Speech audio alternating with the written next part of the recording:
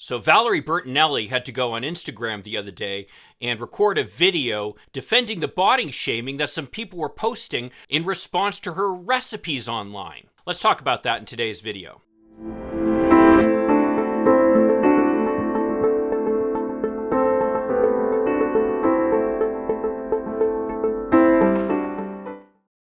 Going through some recipes online because I'm doing a cooking demo later, and I made the mistake of reading the comments. Someone, Mrs. Moto, decided to point out that I need to lose weight. Because, see, I don't have a scale, or I don't have clothes that I'm trying to put on every day, and I don't have mirrors, so I don't see what's become of me. So I needed that help to let me know that I need to lose weight.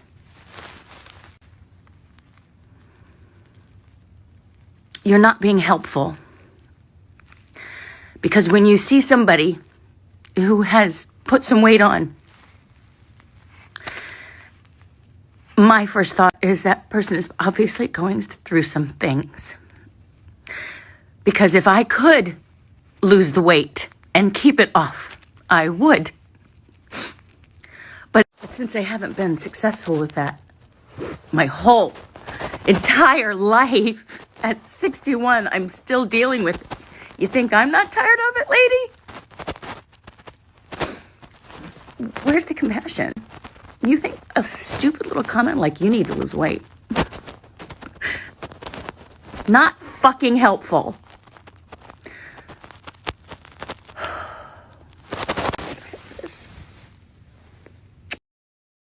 Hi, I'm Mike Greiner. I'm a lifelong Democratic activist who's concerned about the direction our country is taking.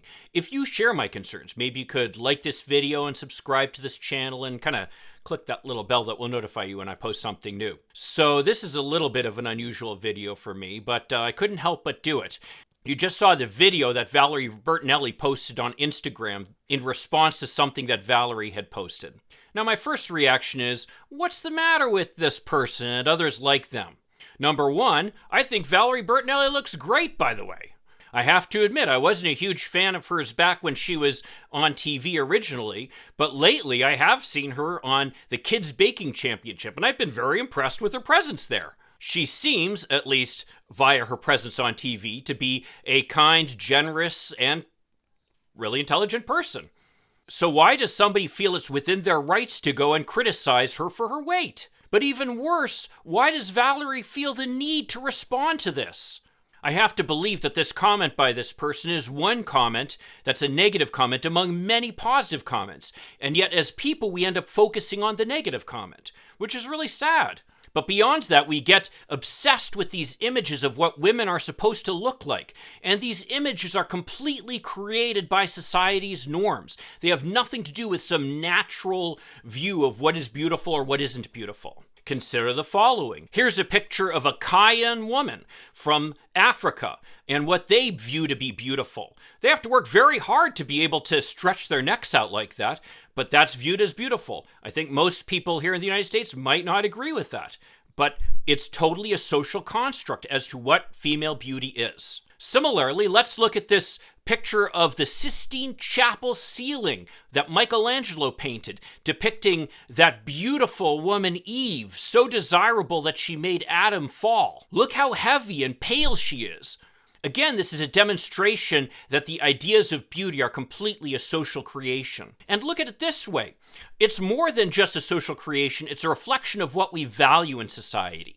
So, for example, part of the reason that heavier women were viewed as beautiful back in the Middle Ages was food was at a shortage. So for a woman to be heavier meant that she was well-fed and obviously someone who had lived in prosperous circumstances.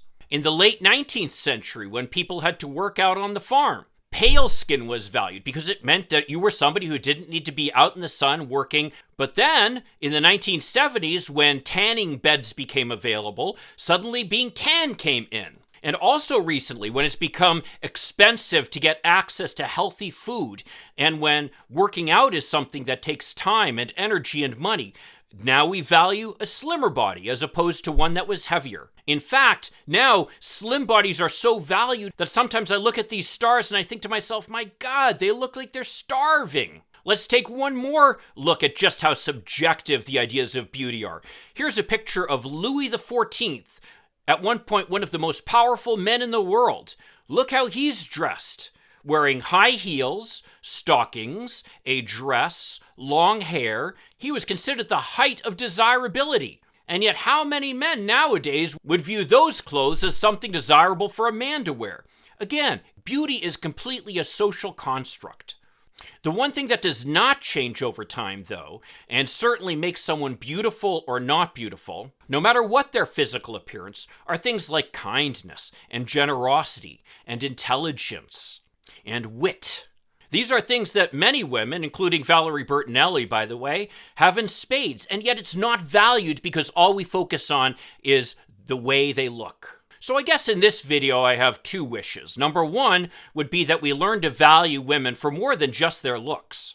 There is so much more to a person than just their looks. And then my other wish is that we would be able to find some kindness in society. I mean, what motivates someone to go on a website and post a comment that is just mean for no other reason? I mean, what satisfaction does that bring to somebody? I know that we've been socialized to unkindness and judgmental behavior thanks to the president we had for the last 4 years. But that doesn't mean that we need to continue in this behavior. So I hope in addition to making it socially acceptable to value women for more than just their looks, I hope we're able to make it socially unacceptable to be mean, even if you're able to hide your identity over an internet connection. Well, if you have any thoughts on this situation, I'd love to hear them in the comments below. If you could like this video and subscribe to this channel, that'd be a huge help. I'll see you in the next video. And in the meantime, let's hope for continued progress. Thank you.